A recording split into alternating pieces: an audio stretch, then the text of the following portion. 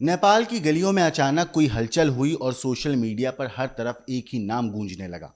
काठमांडू की दीवारों पर पोस्टर हों, सड़कों पर नारे हों या युवा जो आज तक चुपचाप तमाशा देखते आए थे अचानक राजनीति के सबसे बड़े खिलाड़ी बन जाए। मगर दोस्तों, सवाल उठता है, आखिर ऐसा क्या हुआ कि नेपाल का पूरा जेनजी आंदोलन एक ही चेहरे के इर्द गिर्द सिमटने लगा? कौन है वो इंसान जिसकी हर फेसबुक पोस्ट से बहस छिड़ जाती है, जिसका स्टाइल, रहन सहन, बोलने का तरीका, सब कुछ युवाओं को अपने जैसा लगता है? इतना ही नहीं, ये सब कुछ इतना असरदार है कि टाइम मैगजीन उसे दुनिया के टॉप 100 शख्सियतों में जगह देती है और न्यूयॉर्क टाइम्स जैसे ग्लोबल मीडिया हाउस उसके पीछे भागते हैं। क्या ये सिर्फ लोकप्रियता है या फिर किसी बड़ी क्रांति की एक आहट है? 34 साल का ये चेहरा जो खुद जेनजी नहीं है मगर जेनजी का रोल मॉडल बन बैठा है।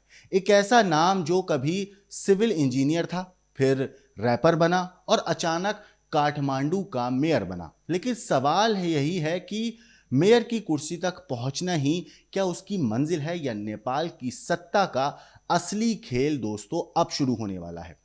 नेपाल में जहां पर नेपो के ट्रेंड पारंपरिक नेताओं की औलादों को चुनौती दे रहा है, वहीं यह शख्स किसी और ही राह पर अब चल रहा है। कभी प्रधानमंत्री ओली के खिलाफ सैलरी पर मोर्चा खोल देता है, तो कभी किसी फिल्म के डायलॉग पर भड़क कर पूरे नेपाल में इंडियन फिल्मों के बैन की धमकी दे देता है। इतना ही नहीं, और फिर भी भीड़ उसके पीछे जो है खड़ी नजर आती है। क्यों? क्या नेपाल का युवा सच में इस शख्स को अपना नेता, अपना प्रधानमंत्री देखना चाहता है, या फिर ये किसी एक लहर है जो वक्त के साथ ठंडी पड़ जाएगी? नेपाल की राजनीति के पन्नों पर यह कहानी एक नई शुरुआत, एक नए अध्याय की शुरुआत ही समझिए। लेकिन इस अध्याय के नायक को लेकर सवाल बहुत ज्यादा है। क्या ये युवा शक्ति की असली आवाज है, या फिर सत्ता के गलियारों में किसी बड़े खेल की एक चाल है?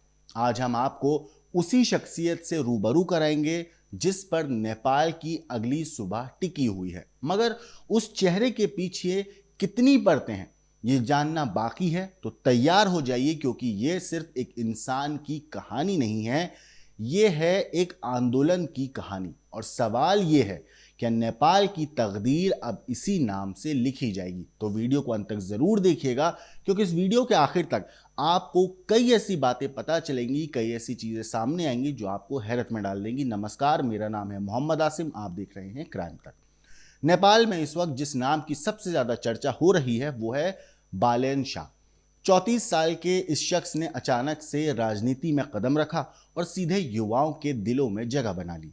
दिलचस्प बात यह है कि बालेन खुद जेनजी जनरेशन का नहीं है, लेकिन फिर भी वही इस पीढ़ी के रोल मॉडल अब बन चुके हैं। काठमांडू के मेयर बनने से पहले बालेन की जिंदगी भी काफ़ी अलग थी। कभी वो सिविल इंजीनियर थे, फिर रैपर बने, फिर आखिरकार राजनीति की एक राह पकड़ ली। राजनीति में आने के बाद उनका कद इतना तेजी से बढ़ा कि टाइम मैगजीन ने उन्हें 2023 की टॉप 100 पर्सनैलिटी की लिस्ट में शामिल कर लिया था। इतना ही नहीं, न्यूयॉर्क टाइम्स जैसे बड़े अखबारों ने भी उनके बारे में लिखा। युवाओं में उनकी फैन फॉलोइंग का आलम यह है कि उनके हर सोशल मीडिया पोस्ट पर देश भर में बहस छिड़ जाती है और वो तुरंत ट्रेंड करने लगते हैं। उनका पहनावा हो, चाहे उनका लाइफस्टाइल हो, उनकी बातें हो, सब कुछ यूथ को अपनी तरफ खींच लेती है। नेपाल में इस वक्त नेपो किड ट्रेंड चल रहा है, जिसमें लोग जो हैं वह राजनेताओं के बच्चों की ऐशो आराम वाली जिंदगी जो है उसके खिलाफ गुस्सा जता रहे हैं, सड़कों पर उतरे हैं, बहुत ज्यादा बवाल मचा हुआ है। बालेन ने खुलकर इस ट्रेंड को सपोर्ट किया, जिससे उनकी जो छवि है वो और भी बड़ी हो गई। हालांकि दिलचस्प ये है कि जेन जी मूवमेंट की तय की गई उम्र सीमा 28 साल से कम है, और इस कम की वजह 28 साल से कम की वजह से ही बालेन खुद इसका हिस्सा नहीं बन सकते। लेकिन उन्होंने साफ कहा है कि मैं भले ही बूढ़ा लगूं, पर मेरी पूरी हमदर्दी और सपोर्ट युवाओं के साथ है। बालेन शाह सिर्फ राजनीति की वजह से ही नहीं, बल्कि कई मुद्दों पर खुलकर अपनी बात रखते हैं, और इसी वजह से भी वो सुर्खियों में रहते हैं। जैसे 2023 में उन्होंने आदि पुरुष फिल्म के डायलॉग पर आपत्ति जताई थी और धमकी दी थी कि अगर उन्हें फिल्म से नहीं हटाया गया तो नेपाल में कोई भी भारतीय फिल्म रिलीज नहीं होने देंगे। इन्हीं मुद्दों को उठाकर और युवाओं के साथ खड़े होकर बालन शाह आज नेपाल की राजनीति में एक ऐसी नई उम्मीद बन चुके हैं, एक ऐसी नई उम्मीद की तरह देखे जा रहे हैं जिन्हें हर कोई अब समझना चाहता है, जानना चाहता है। नेपाल में जैन जी उन्हें एक हीरो मान रहे हैं और यही वजह है कि आज उनकी प्रधानमंत्री पद तक की चर्चा होने लगी है।